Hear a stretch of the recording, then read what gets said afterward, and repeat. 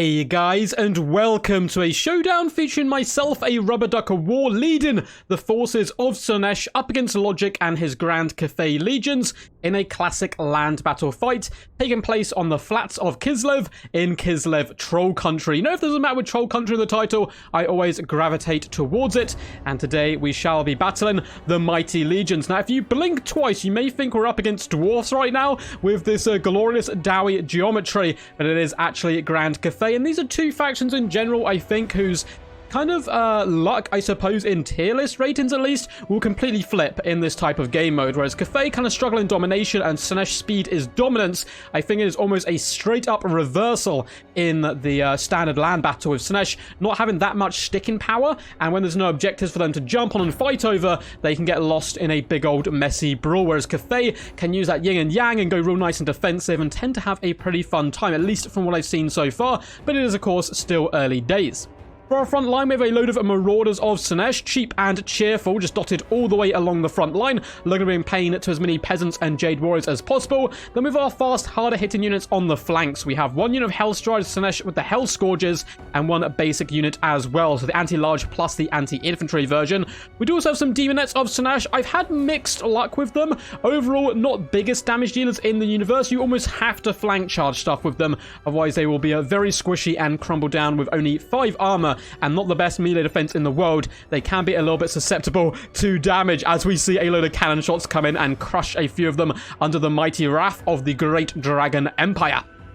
Do have double Chaos Furies up in the sky, so a bit of pressure. I think we've got a couple in reserve as well. And over on the right-hand flank, we have even more Demonettes of Slaanesh. We have the Heart Seekers of Slaanesh. And you know, I'm a big fan of. This is kind of the elite infantry, or the elite cavalry, I should say, for Slaanesh in general. Very expensive, very hard-hitting, though. And their models do indeed look rather glorious. We have them backed up by some more basic Hellstriders. And then we have an Allurus of Shadows coming in on her mighty steed with just Pendulum, alongside a beautiful Herald of Slaanesh, once again coming in with Pendulum on the mighty Chariot. This Chariot in general looks so freaking badass. Look at it go. Spikes for the Spike God, and sexiness, of course, for the Slaanesh Fiends. And the Herald of Slaanesh certainly does embody a lot of spikes and nastiness. And these Chariots, unfortunately, a lot of the Chariots for Slaanesh are a bit buggy at the moment and don't do huge amounts of damage. I have found the character ones, though, still seem to perform pretty damn well. And that's just as well because you kind of need Chariots up against Cathay.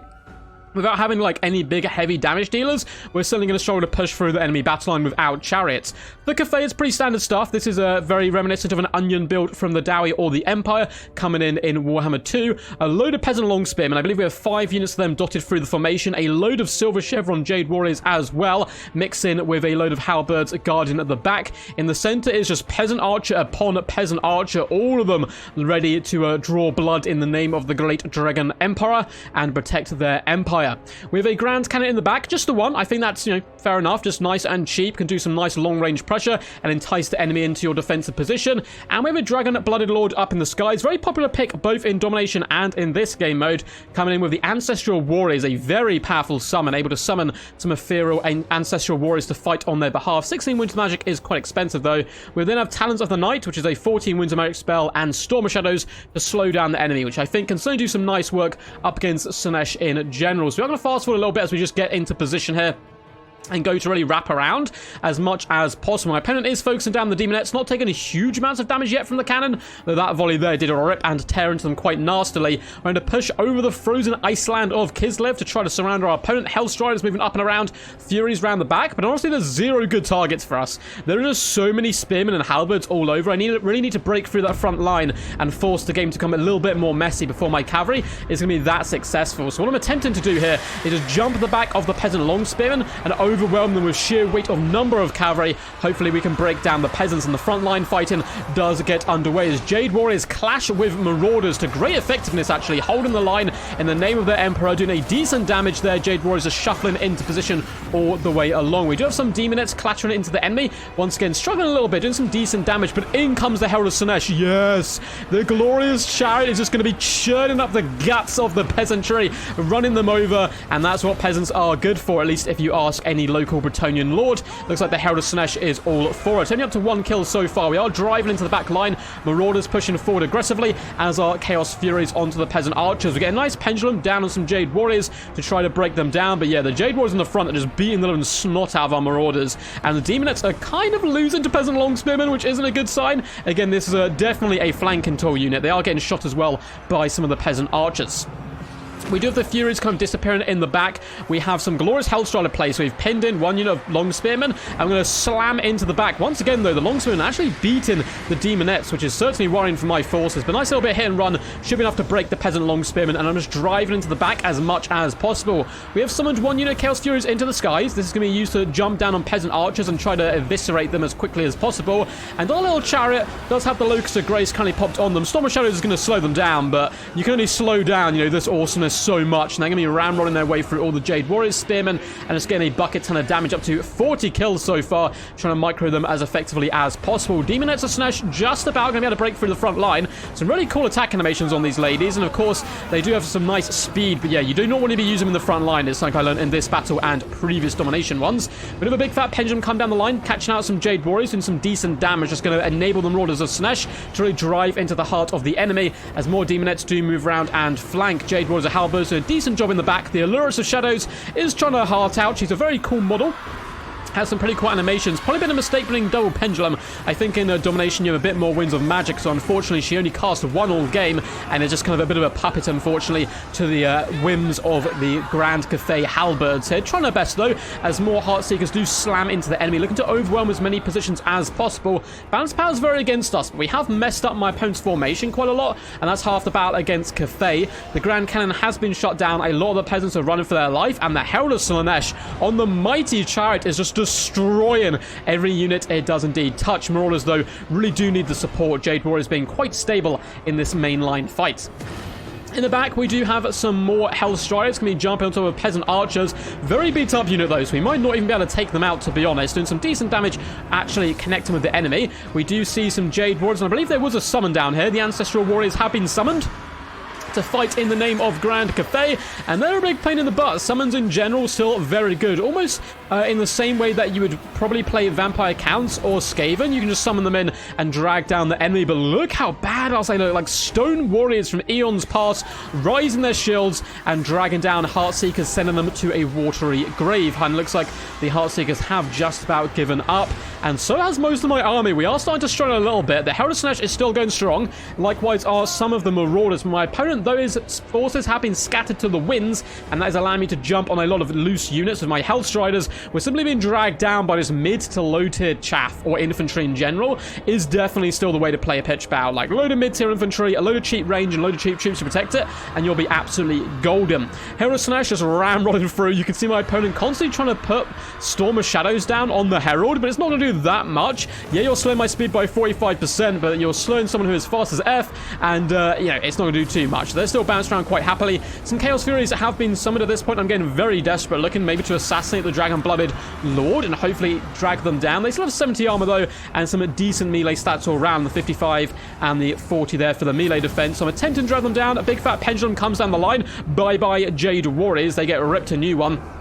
With that, though, Balance Power is still very much against me. So many Peasant Archers still online, and Jade Warriors coming back. Lovely use here of that Air of Effect spell from my opponent, just dragging down the Demonettes of Slaanesh eventually here. The big old undead dragon claws come into punish them for their sins, let's say. Up to 204 kills, though. They did manage to grind through a decent amount of chaff. That was the unit which didn't get pounded by the cannon in the early days. I'm sure most Slaanesh units like to be pounded by cannons. Dragon-Blooded Lord, it has popped the scales of the Celestial Court on them, giving that 75% physical resistance.